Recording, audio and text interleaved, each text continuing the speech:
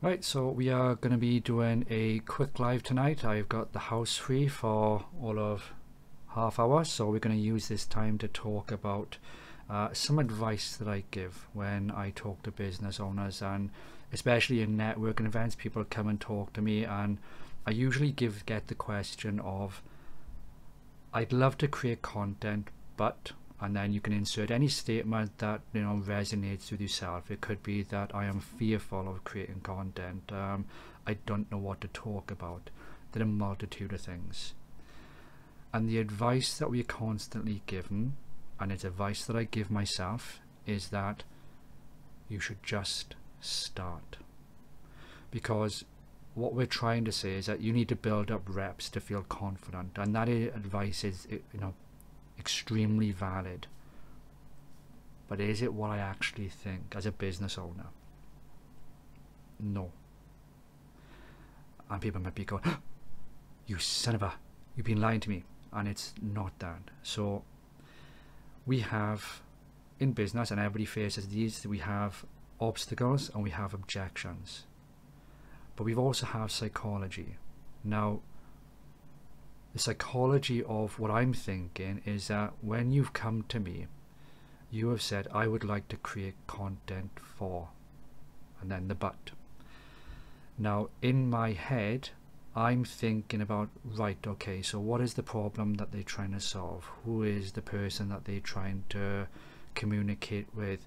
What is that person, the customer, what is their ordinary world, and what are we going to be trying to do to get them out of the ordinary world to see that your service, and there's a lot of psychology. So why would I think about the psychology of the client that they're trying to contact when that's not the problem? By doing that, I'm already creating an objection. What I should be doing is dealing with the psychology of the person. The person right now has an obstacle, and they are genuinely fearful that creating content might not work. It might not be a worthwhile investment. There's a lot of fear. So whilst I could easily go into the psychology of what your customers want, I need to then flip that and go, right, okay, the psychology of the person that's standing in front of me, they are having a real problem. What is the problem that they're having?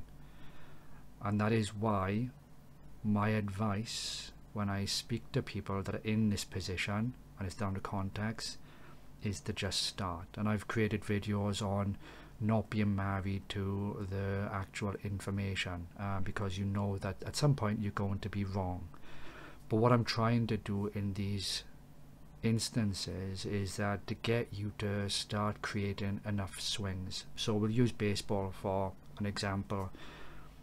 No pitcher is going to be the best if they throw the ball once and then go, do you know what, I can throw a ball, I'm fantastic, I'm just going to walk away. It doesn't happen. It's about repetition. It's about the long term. It's about making sure that you're doing those consistent throws and you're improving your accuracy, so that you can then be part of a wider team and take whatever it is to the bloody baseball thing. I'm not American, and perhaps that wasn't the best analogy, but you could get what I mean. So my job at that point in time is to get that person over the obstacle. I know that they should be thinking about demographic and the type of content and who they're addressing, but that is not the challenge that I'm facing right now. So when I give the advice, should you just start, the answer is yes, but it's no, because I'm trying to solve a problem, which is the psychology with the person. So what this means is that when I give advice for that person, it might be that I've lost my train of thought. Bloody hell, I knew this would happen. This is why lives are bloody awful. I'm just going to take a sip.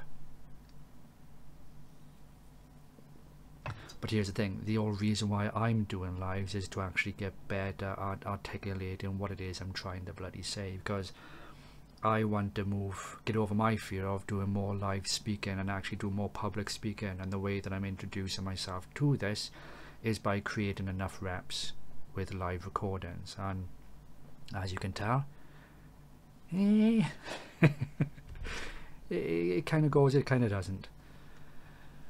So the obstacle is that I got to deal with the psychology first, because I want the customer to be on a journey and to go from point A to point B. In order to get them to think about the stuff that they need to think about their clients, I first need to get them comfortable with creating content for themselves. The disparity between who you think you are and how you're represented on camera or in a LinkedIn post is massive, and until you start putting those reps in, you don't get close enough, or you try to make the gap closer, and that requires you putting the reps in. So I would advise that if you are going to create content, just start. But here's the thing, don't do it for your business, do it for you. Talk about who you are as a person, what you like, what you don't like, what you like to eat. Are you fasting? Are you on a diet? Are you like me, where, you know, right now I could eat a shed full of chocolate, but I can't because I'm on a diet, because I put on a bit of weight and I want to lose weight, and but those type of things. The very thing that I'm doing now is then trying to inject a bit more personality into the content, and you need that to happen, so that when the person then says, do you know what, actually this is okay, I'm actually quite comfortable with this, this is not the big step that I thought that it was going to be, this is not the actual problem that I thought I was facing. I was really worried that people were going to hate who I was, or they were going to hate the content that I put out, and that's not the case. And I'll give you an example. If you think about like America, and with everything with politics, and even here sometimes, the news cycle, there could be bad news about a politician, and that news cycle comes and it's a massive issue, and you know, the reputational damage, and then the next day comes and then there's another news cycle and people forget, and then there's another news cycle, and before you know it, that bad information, people forget. That's, in a way, that's bad, but also it's also, the world is really forgiving. We generally don't care. So you then lean yourself into thinking, well, actually, if what I'm creating, I'm not worried about the fact that people are judging me because they generally don't care, then I'm okay with that. So what's the next problem? Well, it just so happens that you're creating content about yourself, but what you really want to do now, let's have a look at your business. What is it that you are doing in your business? How do you want to talk to your customers? What is it? What are the problems that they're facing? And then we bridge that gap. But if I give the advice to you from the get-go to say, what we need to do is this. It's paralysis by analysis, and I've defeated the object of you getting comfortable creating content. I've talked about your customer when what you're really asking me is, I'm feeling uncomfortable. So that is where I'm at with my business, is that I do believe that you should create content, and the advice that I give is right, but it also is in line with context. Where are you with your content creation? If you are fearful about creating content, introduce yourself. Talk about your hobbies. You can't get you wrong. I want you to understand that. You can create content for your business. You can create content on information about business and about the things that you produce, and that information might get updated, it might change, and over time it might evolve. And that's why I'm saying about not being married to the information. You will evolve over time, but you can't get you wrong.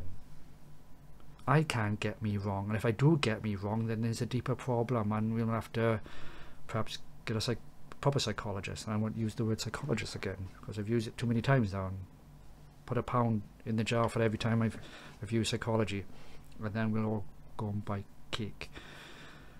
But you can't get you wrong.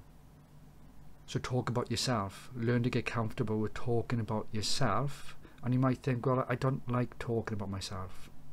You have to start somewhere. Okay, can't make it easy. You know, not everything is going to be extremely easy. The path to where you want to be is always going to be filled with little obstacles.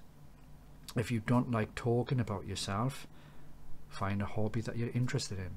Talk about the hobby. Why are you passionate about the hobby? Find something that makes you really happy. Lean into that. Learn to get comfortable. Once you are in that position, and like I said before, you'll soon realize that the world just doesn't care. I will caveat that, but I'll do that in a bit. The world doesn't care. So then it means then you're free to open up talking about your business and why your business is great and why you can help people leave the ordinary world, because that's the hero's journey and that's really exciting, and you're trying to get people to understand what it is that they are and that your service is a better path and blah blah blah blah blah. But that is that's a massive thing to think about, and how you implement that with video and how you put everything together, like the elements. There's loads. But why would I provide analysis by a paralysis when you've come to me and you've said, I just don't know where to start, I'm fearful. As a business owner, I gotta get that, gotta get you over that obstacle.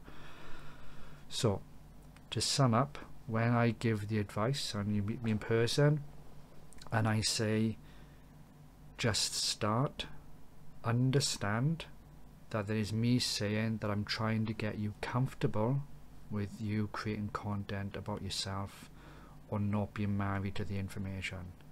That doesn't necessarily mean I don't think that you should be creating content that suits your business. And that is it. I'm going to finish that because I think I'm starting to ramble now. Oh no, I did say right.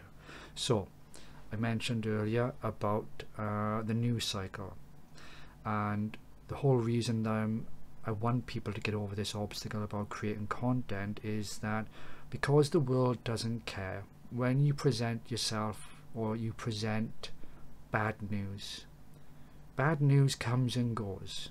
And I want you to think about that, because if something really bad and really shocking can happen, and yet 2 months down the line the world is forgotten, if we can forget bad things really quickly, we can forget good things. And it doesn't matter if you create one banging video, one content that is amazing.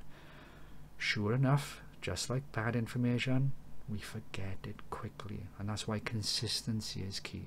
And that is why, as a business owner, I am faced with two choices. I can either make you, paralysis by analysis, or I can get you comfortable by being on camera, by being on, creating content, so that you can become consistent, because the world forgets quickly. And that is it. And hopefully I've made some sort of sense today, and if not, But you have a lovely evening, everyone, and I am going to have some food.